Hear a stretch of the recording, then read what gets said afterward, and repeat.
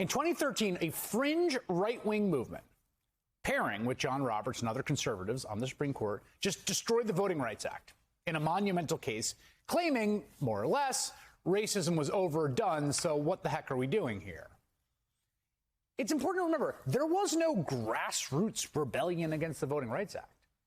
Removing it was not some huge pressing issue. There were some localities that wanted to do their own thing in the South, and there were some right-wing jurists. But getting rid of the Voting Rights Act, make no mistake, was a raw act of judicial activism.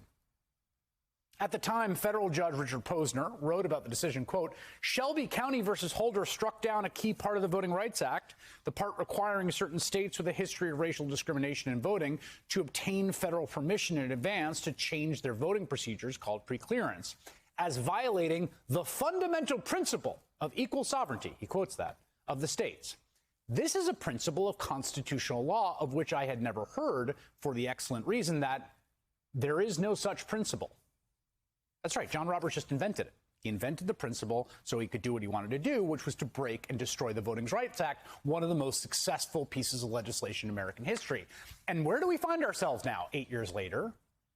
Look what Chief Justice Roberts has wrought. John Roberts took this completely effective way of balancing all these different interests, and he destroyed it because he just didn't like it. And nothing has risen up into this place. In fact, what we have now are a Republican Party that is further radicalized and is using their power in states and localities to do whatever they can to gain advantage. Take what happened just today in Arizona, where they are not just doing a phony forensic audit in an arena next to a circus.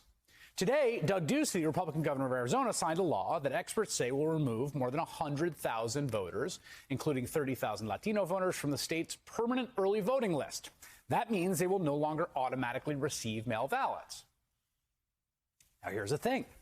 Arizona was one of the states fully covered by the preclearance provisions of the Voting Rights Act that were struck down. They would have had to get preclearance from the federal government to do this.